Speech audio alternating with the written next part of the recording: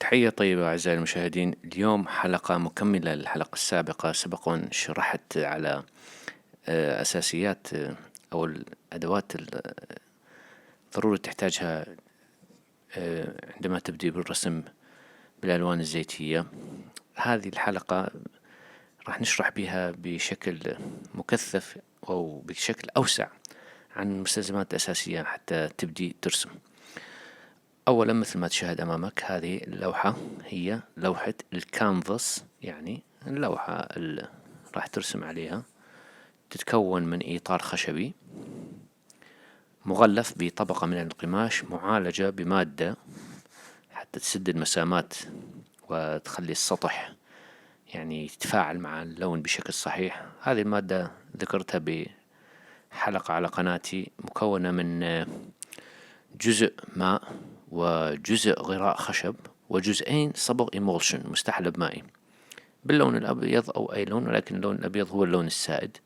تمزجهما معا وتبدي تطلي هذه الطبقة من القماش، قماش خام عادي يعني، بثلاث طبقات. بين كل طبقة وطبقة تترك وقت حتى تجف وتتكون عندك هذه اللوحة. تكبسها طبعا بهاي الكباسات بعد أن توتر القماش، أو تشتريها يعني جاهزة. يعني هذا الإطار أنا اشتريته جاهز، وبعد أن رسمت بي أزلته وشدينا قماش آخر. هذه اللوحة يعني أفضل من الورق، إنه إذا أنت رسمت لوحة بمستوى يعني جيد راح تحتفظ بها لفترة طويلة من الزمن، وممكن تأطرها وتعلقها تعرضها. يعني هذه أهم يعني خطوة، أول خطوة توفر الكانفاس طبعا بعدة أحجام. هذا الحجم الصغير، هناك أحجام 50 سنتيم في 70 سنتيم ومتر في 70 سنتيم، وأحجام متنوعة. يعني حتى تقدر أنه تطلب من صانع هذه الفريمات، يوجد نجارين يصنعوها، أن يصنع لك بالقياس الذي أنت ترغب به. هذا فيما يخص الكانفاس أو اللوحة. نأتي الآن على الألوان. الألوان تأتي بنوعيات مختلفة وأحجام مختلفة وأسعار مختلفة. هذه ألوان زيتية طبعا oil colors.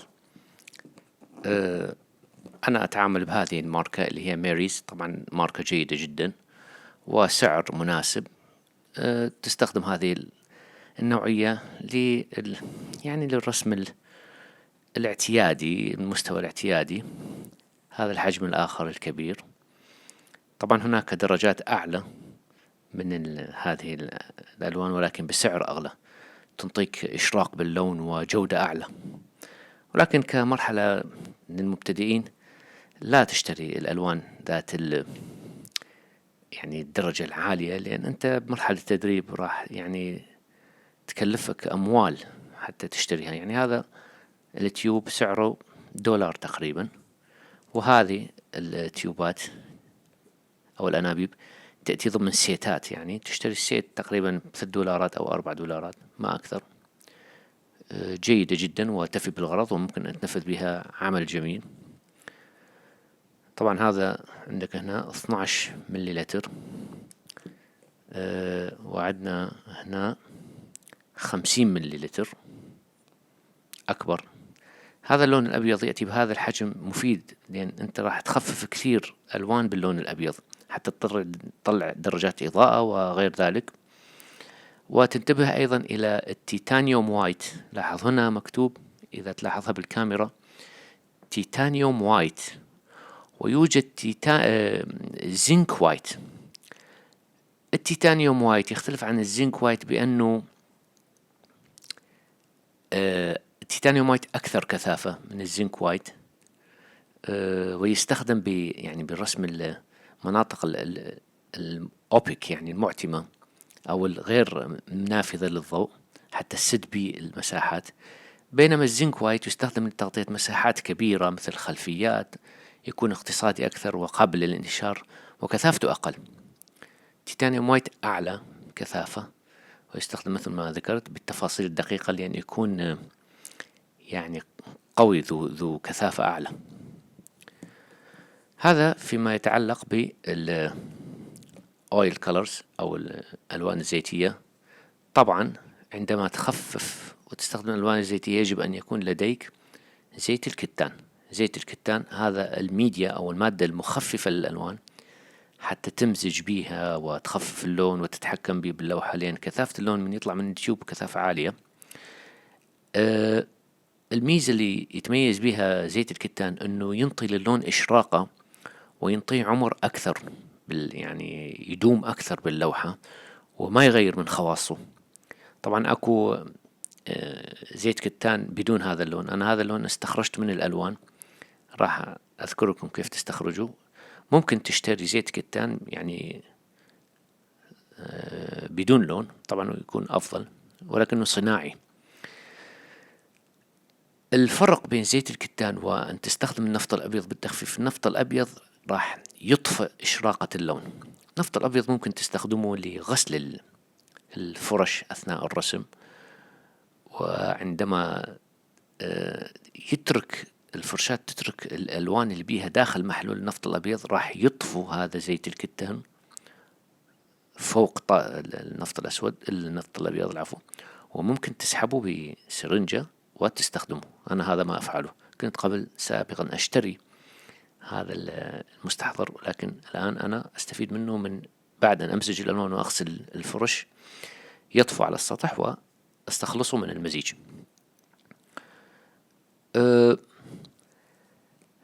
هذا فيما يتعلق بالألوان الزيتية. هناك عندك ألوان الأكريليك. ألوان الأكريليك هي ألوان ذات أساس مائي، ليس مثل يعني الألوان الزيتية ذات أساس بتروكيميائي. هذه ذات أساس مائي، يعني تخففها بالماء. الميزة اللي تتمتع بها ألوان الأكريليك جفافها السريع، يعني خلال ربع ساعة تجف الطبقة وممكن تضيف طبقة أخرى على اللوحة، بينما الألوان الزيتية تستغرق من يوم يومين إذا الجو حار، وقد تصل إلى 5 إلى 6 أيام في الشتاء. فبالألوان الأكريليك أنت تستطيع أن تنتج أكثر، ولكن ألوان الأكريليك كثافتها أقل، والتحكم بها يعني ليس بدرجة التحكم بالألوان الزيتية. الألوان الزيتية تعطيك مدى أكثر بالمناولة يعني تصنع التدرج اللوني والتحكم باللون وكثافته وإشراقته.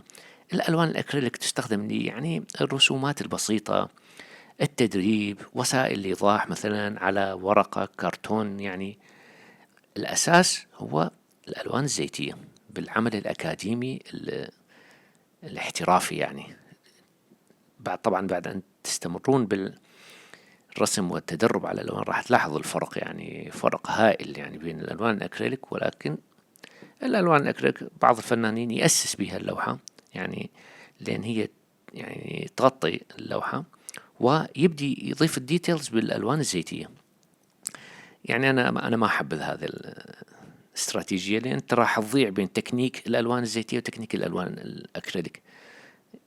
البعض يشوفوا يعني جيد، أنا بالنسبة لي ما شفت فد يعني نتيجة جيدة بهذا الموضوع. عموما هذا لون أيضا أكريليك، لاحظ بحجم كبير. طبعا هذا تحتاجه مثل اللون الزيتي، لأن اللون الأبيض تستخدمه كثيرا بتخفيف الألوان، لأن اللوحة لازم تكون مضيئة، فترفع الإضاءة مالها عن طريق إضافة اللون الأبيض. لاحظ هنا. الآن نتكلم على الفرش. فرش التلوين هي تلاحظ هذه الحجمين عندك، هذا الحجم الكبير نوعا ما نسبيا، وهذا الحجم الصغير. الحجم الكبير عندما يعني تريد تغطي مساحات كبيرة بالكانفاس أو باللوحة تستخدم هذا الحجم حتى تغطي بشكل متساوي وبسرعة. يعني ما من المعقول تستخدم هذه ولو ممكن بهذا الحجم، ولكن إذا حجم أصغر راح تأخذ منك وقت وراح تبين ضربات الفرشاة على الكانفاس. بينما يعني الفرشاة الكبيرة تستطيع أن تغطي مساحات أكبر. هذه الفرشاة اللي أمامكم هي فرشاة الأكريليك.